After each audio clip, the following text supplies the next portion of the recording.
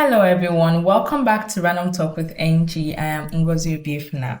I'm actually excited recording this particular episode because it is the first of many discussions which I am going to share with the world. I am fortunate enough to be blessed with amazing colleagues and friends who, at my invitation, were happy to share their thoughts on various things. And today, some of them you've heard in the past, some of them you would get to listen to before the end of the year and beyond. And on today's episode, I am elated to talk about someone and to talk to someone who I have learned a particular virtue from. So over the years, I studied him, I observed him, and I asked him, how exactly do you do it? How exactly are you able to be this good at this particular virtue? And he shared all he had to overcome to be a master at it. I'm very pleased to welcome Emeka to Random Talk with NG. A huge welcome to you, Emeka. And I would also want to say to those listening that for those who know when I started Random Talk with NG, you would know that I was not so consistent at it.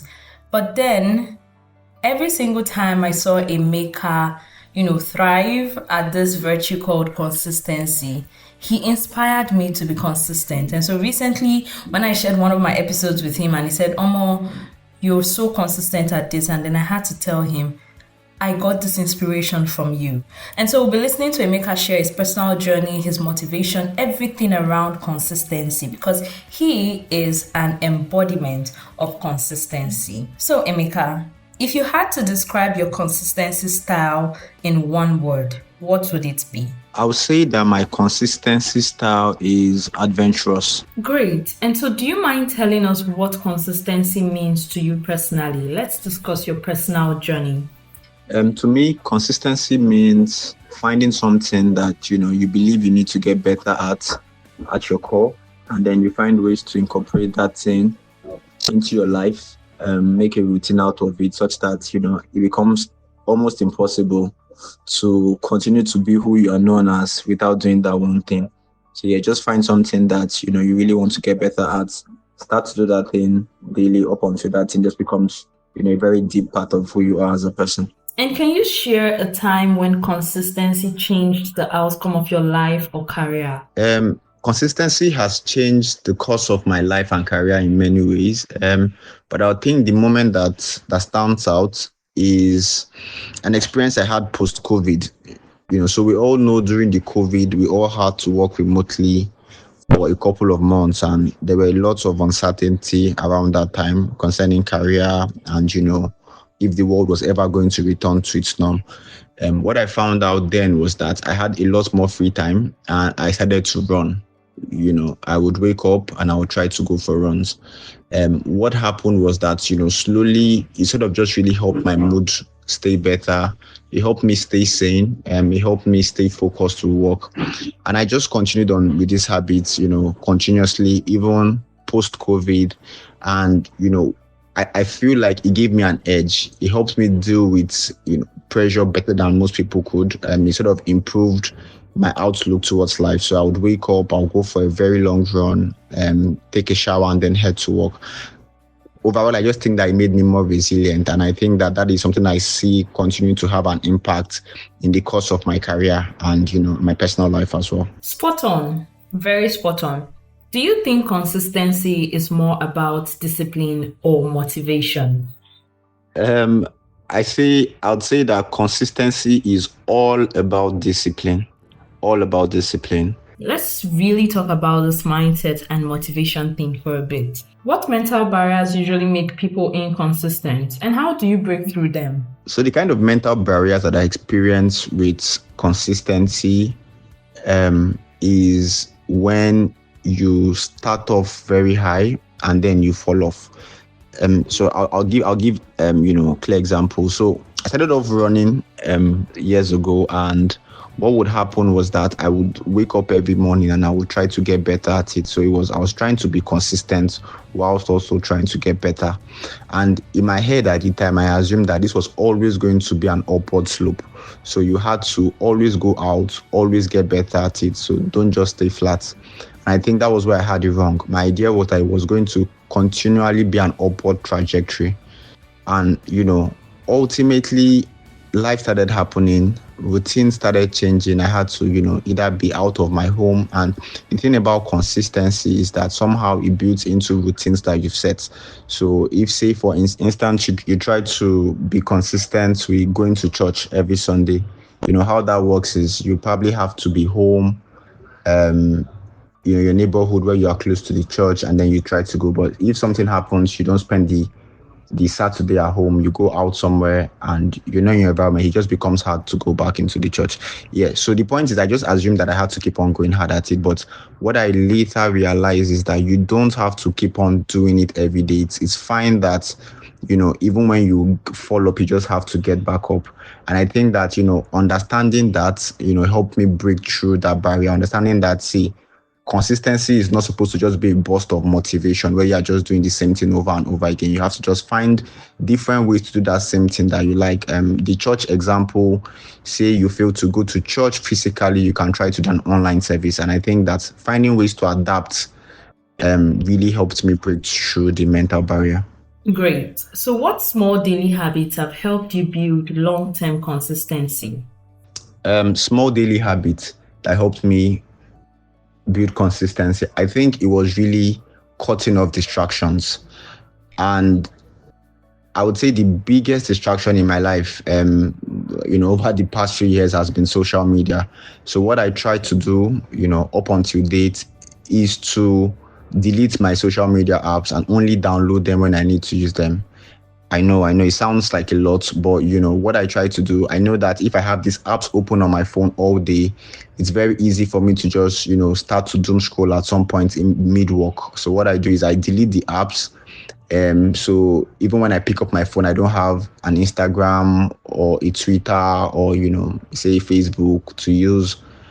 And therefore I just wouldn't spend so much time, pressing my phone. And ultimately, I'm able to maybe keep it once a week while I'm at home at the weekend. And I think that cutting off those distractions helps me have more time, because what I see that continued to happen was that I spend so much time on these apps. I got to sleep late, and when I sleep late, I then wake up late, and it's hard to incorporate that habit I really want to build. And it just becomes a very vicious cycle. So ultimately, I think that the biggest habit that has helped me build consistency is just to cut off distractions as much as possible. And while we're still going on practical habits and lessons, which we want to hear from you based on your journey with regards to consistency, do you believe in strict routines, or do you prefer flexibility while still being consistent? I started off believing in very strict routines, but now I believe that the biggest way to be consistent is to build flexibility around it, is to look for many ways to do that same thing that you want to do. What that does is that it helps you fall in love with whatever habit you're trying to build. It feels less like a chore and more like a life pattern. You just look for, you build a society or you join a community around it. You look for ways to make that, whatever that thing is, more fun. And I think that, it ultimately just makes you better at it. Thank you for sharing that. And while I know that you have mastered this consistency thing to a large extent, I mean, very, very well. With regards to challenges and accountability, what's the hardest commitment you've had to stay consistent with? The hardest commitment I've had to stay consistent with, I would say is my social media breaks. Because of how much time I spend on social media, what I try to do is I try to stay off social media for the first 4 months of every year. So come December 31st, I delete my Instagram and Twitter application. And then I do a lot of other things during this time, but I think the hardest one would just be the social media I just stay off it from January to April 30th. So I sort of just, think that I like to partition my year into three phases, like 4 month period. So I spend the first 4 months being off social media. I think that's a really hard commitment, but I think that ultimately it has helped me just build better discipline. I can't believe I am listening to you say you log off, in fact, delete and uninstall your apps for like 4 months. Wow, that's a very, very, very, very impressive and very, very disciplined of you. While we know that you have hacked this consistency thing well, we know that there are times and seasons when it feels like you're falling off track. So, how do you bounce back when you fall off track? What I try to do to bounce back is that first off, whatever habit I try to build, I try to have people know that I'm doing this one thing. Either it becomes something I actively talk to people about, or I engage people on. I have friends that do similar stuff to what I'm trying to do. And ultimately, what happens is that even when I fall off sometimes, it becomes easy to meet these people again, or see articles from them, or have them give you a phone call, and you just find yourself going back into that thing that you want to build. So yeah, I think that just having a community around you or building a life around these habits helps you bounce back when you fall off. When we listen to people speak, they always try to encourage the use of accountability partners when we're trying to achieve a certain goal, But in your view, do you think accountability partners help, or should consistency always come from within? I think this is quite a tough one. Accountability partners or all from within. I would say it honestly has to be a mix of both. But I think that more of it should actually come from you as a person. Yeah, I see people want to start off leaning off other people, and they call them their partners. And what happens is that you then have to always have them around you to do those things that you want to do. The truth is that it's always going to be you. At the end of the day, it all comes down to you as a person. And while it's great to have a community, while it's great to have people around you, I think that you just ultimately have to try to build the discipline as much as possible.